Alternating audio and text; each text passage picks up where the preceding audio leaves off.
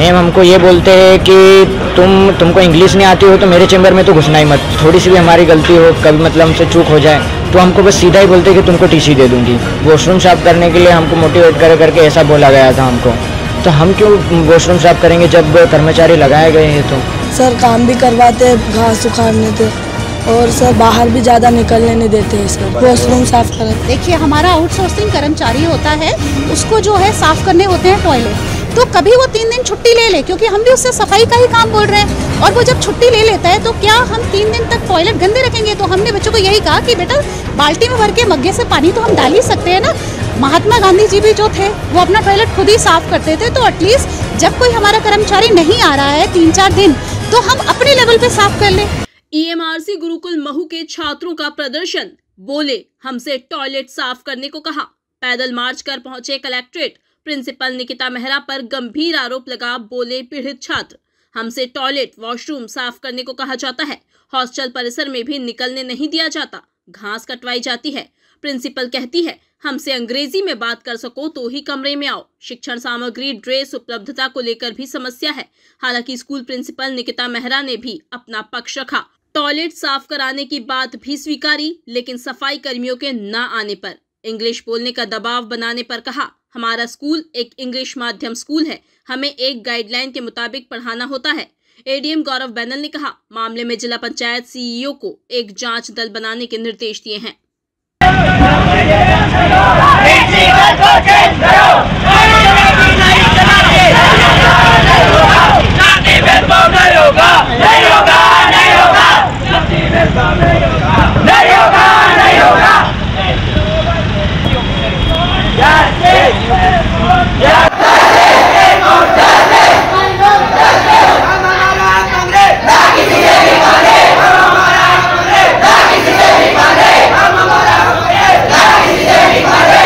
EMRS Mhow में बहुत सारी समस्या है। मैं यहाँ का पूर्व छात्र भी रह चुका हूँ और मैं वर्तमान में अभिभावक के रूप में यहाँ पर आया हूँ।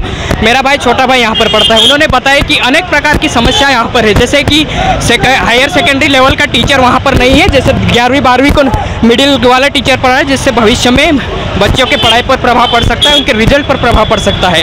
और जैसे दूसरा मेस वगैरह एक साथ लग रही है, जो कि स्कूल समय पे खाना नहीं मिलता है, फिर क्लास डिस्टर्ब होती है, जिससे पढ़ाई पर भी असर पड़ता है। बाकी स्कूल ड्रेस वगैरह सिस्टमेटिक वे में ड्रेस वगैरह नहीं मिल रही है। बिल्डिंग नहीं है तो बोले कि तुम सिस्टमेटिक क्लास नहीं लग रही, तो उन्होंने बोला कि आप रूम अवेलेबल करें। हाँ, मेरे से पेरेंट्स हम कहाँ से रूम अवेलेबल करते हैं? आप बड़े पद पर पदस्थ हो, आपकी जिम्मेदारी बनती है कि स्कूल में हर एक प्रकार की समस्या का समाधान करना चाहिए। 11th-12 सीबीएसई बोर्ड जैसे 30 रुपये वाली कॉपी में बच्चा कैसे पढ़ेगा?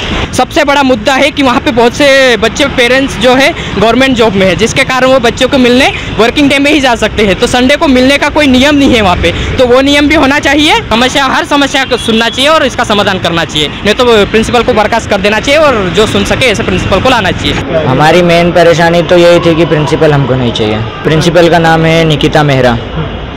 वो उनका और हमारा कोऑर्डिनेशन बिल्कुल भी नहीं जमता है। मैम हमको ये बोलते हैं कि तुमको इंग्लिश नहीं आती हो तो मेरे चैम्बर में तो घुसना ही मत, कोई सी भी परेशानी है तो मेरे चैम्बर में घुसना मत, ऐसा बोला है उन्होंने। और ये रहता है कि वो कुछ भी मतलब हो उनके पास परेशानी लेके जाओ, और कभी थोड़ी सी भी हमारी गलती हो, कभी मतलब हमसे चूक हो जाए तो हमको बस सीधा ही बोलते हैं कि तुमको टीसी दे दूंगी।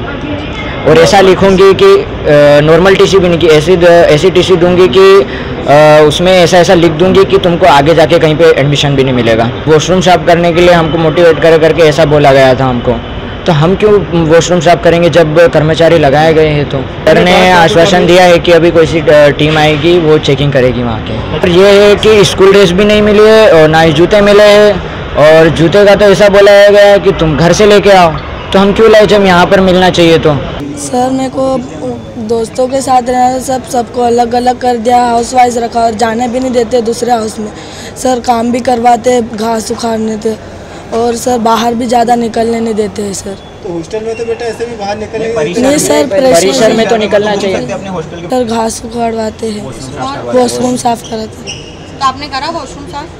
अभी तक मना कर दिया। देखिए बच्चों से हमने बात करने की कोशिश करी, क्योंकि मैं यहाँ पर पिछले साल आई हूँ, तब तक बच्चों ने कोई जो है इस तरह की शिकायत नहीं बोली, और हमने मन की बात जो है एक पेटी भी लगा रखी है कि बच्चों को दिक्कत है, हमसे नहीं बोल सकते वहाँ डालें। उन सब में हमें कभी कोई जो है, आप आके रजिस्टर भी चेक कर सकते हैं हमारे विद्यालय में, तो कभी भी बच्चों ने इस तरह की कोई शिकायत नहीं करी। कल ही अचानक से जो है बच्चे एकदम से इस तरह से सुबह इन्होंने किया है कि मैं घर से स्कूल भी नहीं पहुंची हूँ। तो मुझे बहुत दुख हो रहा है कि ऐसी क्या कमी मेरे साथ और मेरे साथियों के साथ रह गई है कि बच्चे जो है इधर तक आ गए हैं और हम में क्या कमी रह गई। तो निसंदेह हम उसको पूरी करने की कोशिश करेंगे और सर ने एक जांच दल जो है नियुक्त किया है, वो अभी हमारे विद्यालय में आएगा और अगर हमारे को जो भी सुझाव दिए जाएंगे हम डेफिनेटली उसको फॉलो करेंगे। बच्चे तो कुछ भी साफ करवाने के लिए बिल्कुल भी नहीं। देखिए, हमारा आउटसोर्सिंग कर्मचारी होता है, उसको जो है साफ करने होते हैं टॉयलेट, तो कभी वो 3 दिन छुट्टी ले ले, क्योंकि हम भी उससे सफाई का ही काम बोल रहे हैं। और वो जब छुट्टी ले लेता है तो क्या हम 3 दिन तक टॉयलेट गंदे रखेंगे? तो हमने बच्चों को यही कहा कि बेटा बाल्टी में भर के मग्गे से पानी तो हम डाल ही सकते हैं ना। महात्मा गांधी जी भी जो थे वो अपना टॉयलेट खुद ही साफ करते थे, तो एटलीस्ट जब कोई हमारा कर्मचारी नहीं आ रहा है 3-4 दिन, तो हम अपने लेवल पे साफ कर लें, क्योंकि कोई टॉयलेट तो हम किसी से भी साफ नहीं करा सकते हैं ना। नहीं, बिल्कुल भी नहीं। इसके लिए भी बच्चे बताएं, आप हमारे यहाँ पे कैमरा है, आप आकर के देख सकते हैं। हमारा एक इंग्लिश मीडियम स्कूल है जिसमें हमें नेस्ट के थ्रू गाइडलाइंस दी गई हैं कि पढ़ाई जो है, माध्यम जो है हमारा इंग्लिश ही है, हिंदी इंग्लिश दोनों। तो जाहिर सी बात है बच्चों के अंदर इंग्लिश भी सीखे भाई हमारे बच्चे। लेकिन तो आपने तो शर्त रखी ना मैडम, बिल्कुल भी चेंबर में आना है। बताइए कहाँ रखी है वो शर्त? बच्चे देखिए, बच्चे तो बच्चे ही है ना। सारे बच्चे बोल रहे हैं मैडम, बच्चे बोल रहे हैं। आप 63 बच्चे यहाँ आपके पास आए हैं, 165 बच्चा मेरे स्कूल में। आप स्कूल में बाकी बच्चों से आके बात कीजिए। सुसाइड की बात कर रहा है कि मैं सुसाइड कर लूंगा, तो बच्चे के दिमाग में ये सुसाइड जैसा वर्ड हम कभी इस्तेमाल ही नहीं करते हैं। जो कारण है वो जांच दल अभी आ रहा है और सर को मैंने बताया है कि कारण क्या है, जांच होगी, उसके बाद में आप पूछ लीजिएगा, बच्चों से भी बात कीजिएगा। बच्चे देखिए, बच्चों को जो सिखाया जाता है बच्चे वही करते हैं। कौन सिखा रहा है ये? हाँ जी, कौन सिखा रहा है? देखिए, इस बारे में मैं कुछ नहीं कह सकती। बिल्कुल, देखिए, एकलव्य के कुछ बच्चे आए थे और उनके द्वारा मुख्य रूप से जो शिकायत की गई है उसमें विद्यालय के जो कुछ कमियां हैं उसके बारे में शिकायत उनके द्वारा की गई है। जिसमें मुख्य रूप से उनका जो पॉइंट था वो ये था कि फिज़िक्स और इंग्लिश के टीचर उनके पास में नहीं है। परंतु जब समक्ष में प्रिंसिपल से पूछा गया तो उनके द्वारा बताया गया कि जो टीचर्स हैं वो पर्याप्त मात्रा में हैं और उनके पास में फिज़िक्स और इंग्लिश के भी टीचर उपलब्ध हैं। इसके अलावा कुछ शिकायत के और बिंदु थे जो कि मुख्य रूप से वहाँ के जो हॉस्टल है उसको संचालन को लेकर के था कि जो गाड़ी उपलब्ध है वो समय से उपलब्ध नहीं होती है और जूतों की व्यवस्था के लिए और कुछ कॉपी किताब की कमी को लेकर के इस प्रकार की कुछ कमियां जो संधारण और संचालन से संबंधित है वो उनके द्वारा बताई गई है। तो इसमें हम लोगों ने अभी हमने सीओ ज़िला पंचायत को बताया है कि 2 व्यक्ति वो अपने ज़िला पंचायत से और 2 ट्राइबल से ऐसे 4 लोगों का दल गठन करके और आज उसमें एक टीम जाँच के लिए वहाँ भेज दें।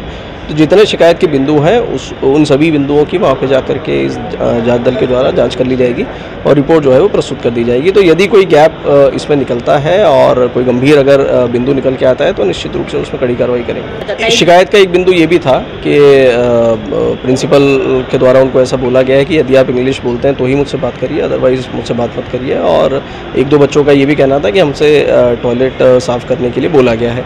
लेकिन प्रिलिमिनरी जो प्रिंसिपल है उन्होंने इस बात का खंडन किया है, उन्होंने इस बात को डिनाई किया है। लेकिन जैसा मैंने बताया कि हमारी जांच दल वहाँ पे 4 लोगों का जाएगा, वो बच्चों से बात भी करेगा और जो एविडेंस कलेक्शन है वो भी करेगा और उसके आधार पे अपनी रिपोर्ट देगा। शिकायत में कई सारे बिंदु हैं, तो उसमें एक बिंदु ये भी है और जैसा मैंने बताया कि कई सारे जो संचालन और संधारण से संबंधित बातें हैं वो सारे उन शिकायत में बिंदु है। तो बिंदुवार हमारी टीम वहाँ पर जाके जाँच करेगी और एविडेंस कलेक्शन करके और तथ्यात्मक रिपोर्ट प्रस्तुत करेगी। प्रिंसिपल ने जैसा मैंने बताया कि समक्ष में उपस्थित होकर इन सभी बिंदुओं को डिनाई किया है, लेकिन फिर भी उसे जैसा मैंने बताया कि वहाँ पे टीम जाएगी और टीम जा करके जांच करके रिपोर्ट देगी। तो यदि कोई तथ्य वाकई में निकल के आते हैं तो निश्चित रूप से उसमें कार्रवाई करेंगे।